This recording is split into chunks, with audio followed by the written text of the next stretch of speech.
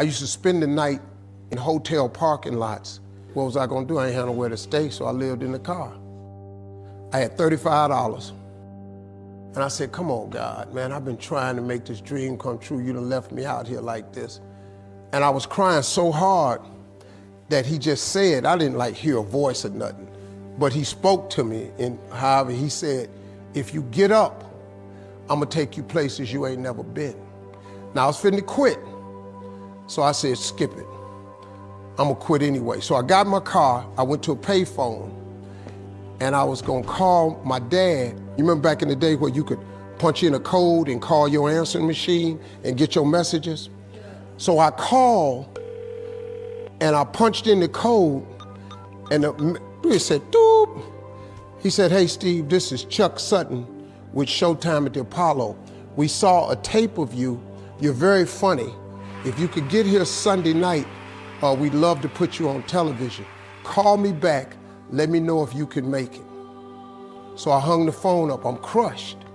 Cause my whole dream of being on TV, and I couldn't get to New York. I got $35. How I'm gonna get to New York? I can't make it. So I'm standing there at the phone booth and tears just coming down my face. I said, God, so that must be a sign for me to go home. Cause this it, I ain't even got the money to go to the Apollo. My whole thing, I wanted to be on TV, I couldn't even make the dream come true. This is the most messed up moment. And so I said, man, let me call this dude back and see if he said this Sunday. Cause maybe he said next Sunday and I can hustle up a little bit of money or something. I don't know what I'm gonna do, but let me just call him back. So I called him back. Steve, this is Chuck Sutton, Showtime at the Apollo. We saw a tape of yours. You're very, very funny. Look, we have an opening Sunday night at Showtime at the Apollo. If you can make it, we'd love to put you on TV. I said, it's this Sunday. Before I hit the button, I heard, doop, you have another message. Now, it wasn't there before. So I punched my code in, I listened to the second message. It said, Steve Harvey, this is Tom Sobel from the Comedy Caravan. This was a Thursday. He said, I have a gig in Jacksonville, Florida on Friday night that pays $150. If you can get there Friday night, you'll make $150. So I called him back and I said, hey Tom, did you get a gig away? He said, no, it's still available. He said, can you get there? I said, I'm in Pensacola, Florida. I'm 3.5 hours away. So I drive to Jacksonville, Florida, and that night I made the 150. The club owner said, man, you funnier than the guy we hired. If you stay tomorrow night, I'm gonna give you another $150. So now I got $300 now. So I get on the phone, I call Chuck Sutton. I say, hey man, is the gig still available at Showtime at the Apollo? He said, yeah, we got one opening left. I said, I'll be there. So I called Eastern Airlines, who used to be open back then. They had a special for $99 going from Jacksonville, Florida to New York round trip. So I parked my car at the airport. I got on a plane, flew. Everything I had was in 2 bags. Got to the Apollo. I said, hey man, I'm here.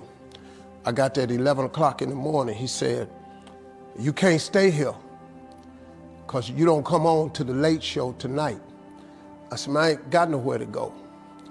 I said, if you just let me stay in this building, man, I ain't gonna move around nothing. I ain't got nowhere to go. I'm in Harlem, I can't go back out here. I got these 2 bags. I got victim wrote all over me, man, so. He said, all right, if you go upstairs, don't come down. So he put me in the dressing room on the 6th floor. So that's where all the comedians were. So I stayed up there. I got hungry around 3 o'clock, man, I couldn't take it no more. So I went back downstairs, a dude named Alton Liston. I said, hey man, he said, man, I thought I told you, don't come down them damn steps. I said, hey man, I'm just hungry, man. I said, let me go to that KFC I saw on the corner, just let me get some chicken, I'll come right back. He said, man, if you ain't back in 20 minutes, you ain't getting in this building. So I went, bought me some chicken, came back. So the comedians started coming in the building. They started coming up on the 6th floor. So I meet this guy named D.L. Hughley. I introduced myself, he introduced himself. I'm sitting there, another guy come in named Dwayne Johnson. Then this other dude walked in named Jame Foxx.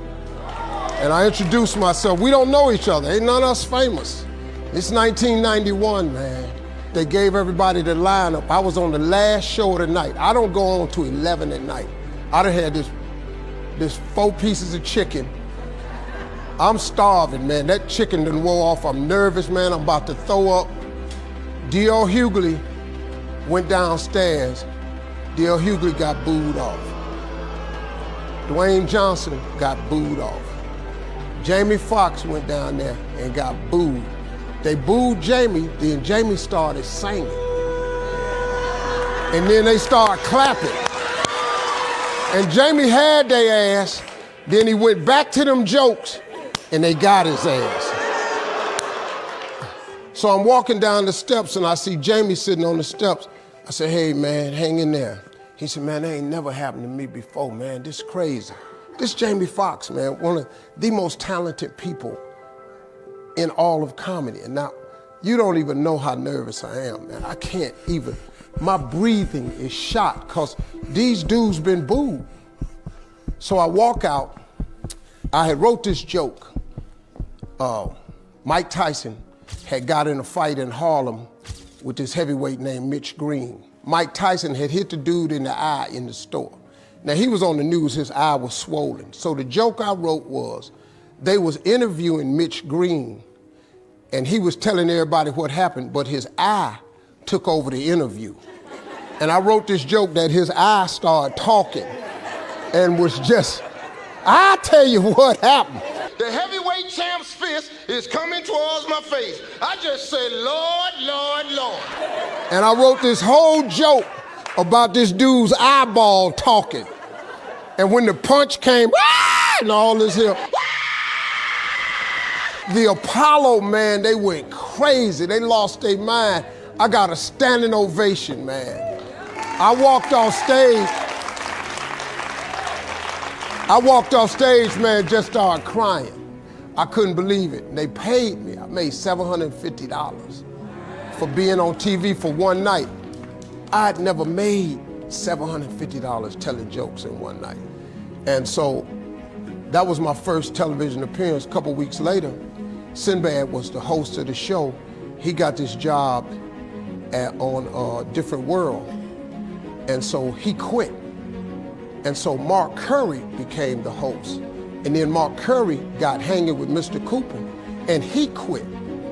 And they came to me and said, would you come back to New York and host amateur night for us to just try you out? Oh, ain't no problem. And so I went to New York, I hosted amateur night and I was killing. But every time we went to commercial break, I was supposed to let the warm-up act take over like Ruben does. But I knew not to let the warm-up act do that because he would change the attitude of the crowd because the Apollo was a wild place. So I stayed out there. I did the warm-up and the hosting. And I created a bond with that audience. And that's how I got on TV. It was my very first TV show. I hosted Showtime at the Apollo. I ended up being the longest running host in the history of Showtime Apollo. I did that show for 8 years. Nobody ever did it for 8 years. And that was my turn back moment. See, in your life, everybody has a turn back moment. You have a moment where you could go forward or you can give up.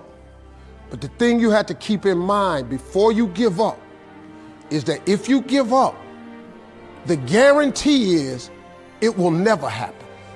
That's the guarantee of quitting, that it will never happen no way under the sun. The only way the possibility remains that it can happen is if you never give up no matter what. Because God is always coming. He's never too late. At your worst moment, look man, when they told me I had to be in New York, I saw no way I could get there.